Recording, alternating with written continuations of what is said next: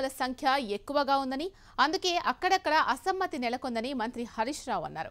త్వరలోనే అసంతృప్తులతో చర్చించి సమస్యను అధిగమిస్తామన్నారు. సిద్దిపేటలో జరిగిన అభివృద్ధి తనను గెలిపిస్తుంది అంటున్న హరీష్ రావుతో మా ప్రతినిధి యోగానందరెడ్డి ఫేస్ టు ఫేస్. ఎన్నికల హడావుడి మొదలై 10 రోజులు గడుస్తుంది. టికెట్లు ఖరారైన అధికార పార్టీ అభ్యర్థులు నియోజకవర్గాల్లో తిరుగుతూ తమకు ఓటేయాల్సిందిగా ప్రజలను కోరుతున్న పరిస్థితి. కానీ సిద్దిపేట నియోజకవర్గంలో పూర్తి భిన్నమైన పరిస్థితి ఉంది. ప్రజలే స్వచ్ఛందంగా వచ్చి టీఆర్ఎస్ పార్టీకి ఓటేస్తాం, హరీష్కే తమ ఓటు అంటూ మొత్తం మీద అన్ని కుల సంఘాలతో పాటు గ్రామాల్లో కూడా తీర్మానాలు చేస్తున్న పరిస్థితి. ప్రస్తుతం ఈ విషయం మాట్లాడడం మనతో పాటు హరీష్ రావు గారు ఉన్నారు. ఆయన అడిగి మరిన్ని చూద్దాం. సరే, ఏ విధంగా చూస్తారు ఈ తీర్మానాలను? ఏ విధంగా చూస్తారు అంటే ఎన్నికలప్పుడే కాకుండా మేము 5 సంవత్సరాల పాటు రోజు ఎన్నికలు ఉన్నట్టుగా ప్రజలు అందరూ కూడా ఒక కుటుంబ సభ్యులుగా వాళ్ళ కష్టసుఖాల్లో మేము పాలు పంచుకొని పనిచేసినాం కనుక ఈరోజు ప్రజలు అంతే ఉత్సాహంతో మా అన్న నిలబడ్డాడు, మా తమ్ముడిని ఆశీర్వదించాలని ఎలా వాళ్ళు ముందుకు వస్తున్నటువంటి పరిస్థితి. జనరల్గా ఇది చాలా అరుదుగా ఉన్నప్పటికీ కూడా ఇలా ఒక అభివృద్ధి ఒకటే కాదు, వాళ్ళ కష్టాల్లో సుఖాల్లో ప్రతి పండగలో ప్రతి సందర్భంలో కూడా ప్రజలతో మమేకమై పనిచేయడం వల్ల మరి ఈ రకమైనటువంటి పరిస్థితి మనకుంది.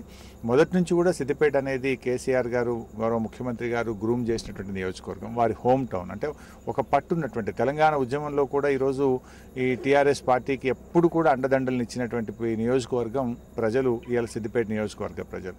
ఇవాళ అభివృద్ధిలో కూడా అంతే స్థాయిలో ఈ నియోజకవర్గంలో చాలా కార్యక్రమాలు కూడా మేము తీసుకొని ఇవాళ త్రాగునీరు, సాగునీరు, విద్యుత్ రంగము, సంక్షేమ రంగము, వైద్యం, విద్య అన్నింటిలో కూడా చాలా మార్పు, గుణాత్మకమైనటువంటి మార్పును మేము తేగలిగినాం కనుక కళ్ళ ముందు ప్రజలకు కనబడుతూ ఉంది.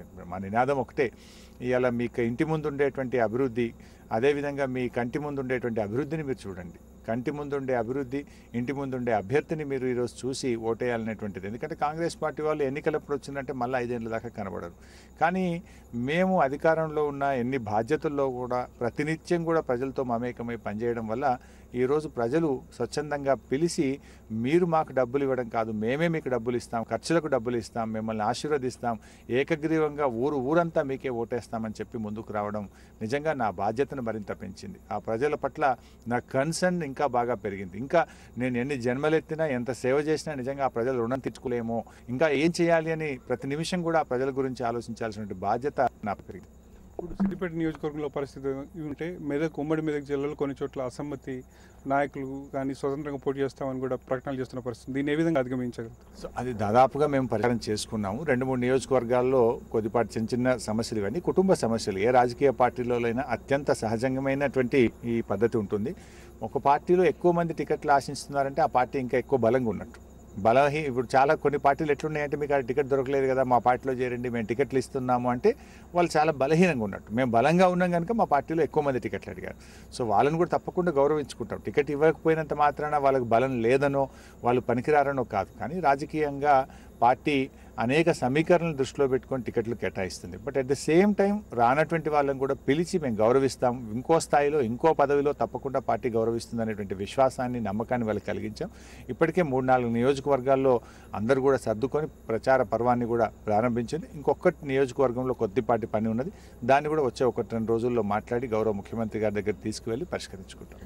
రాష్ట్రంలో మహాకూటమిగా ఏర్పడబోతున్నాం, టీఆర్ఎస్ పార్టీకి గట్టి పోటీని ఇస్తామని ప్రకటనలు చేస్తున్న పరిస్థితి. దీన్ని ఏ విధంగా చూస్తారు? అంటే మహాకూటమిగా వాళ్ళు ఏర్పడుతున్నారంటేనే చెప్పకనే వాళ్ళ బలహీనత చెప్తున్నారు. వాళ్ళు గెలవలేరు కనుకనే, ఒంటరిగా మా మీద పోటీ చేయలేం కనుకనే, అధికారం కోసం, కుర్చీల కోసం మా సిద్ధాంతాలను పక్కన పెడతాం, రాష్ట్ర ప్రయోజనాలు పక్కన పెడతాం, రాజకీయ ప్రయోజనాల కోసం ఎవరితోనైనా చేతులు కలుపుతామంటే ప్రజలు దానికి సిద్ధంగా లేరు. ప్రజలు రాష్ట్ర భవిష్యత్తును కోరుకు ఎన్నో త్యాగాల పునాదుల మీద తెలంగాణ తెచ్చుకున్నాం.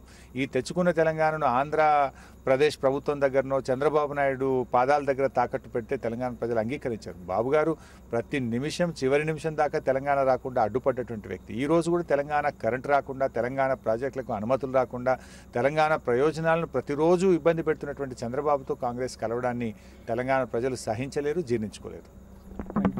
ఇది చెప్తుంది మొత్తం మీద సిద్దిపేట నియోజకవర్గ ప్రజల ఆప్యాయత పట్ల తను ఆనందం వ్యక్తం చేస్తున్న పరిస్థితి. ఖచ్చితంగా సిద్దిపేట ప్రజల రుణాన్ని తీర్చుకోలేను అని చెప్తున్నారు. అదేవిధంగా ఆ పార్టీ బలంగా ఉంది కాబట్టి ఎక్కువ మంది అభ్యర్థులు పార్టీ నుండి పోటీ ఉందని చెప్తున్నారు. అదేవిధంగా మహాకూటమి కూడా ఎలాంటి ప్రభావం చూపించబోదని హరీష్ చెప్తున్న పరిస్థితి. కెమెరా పర్సన్ శ్రీనివాస్తో యోగానందరెడ్డి, HM టీవీ, సిద్దిపేట జిల్లా నుండి.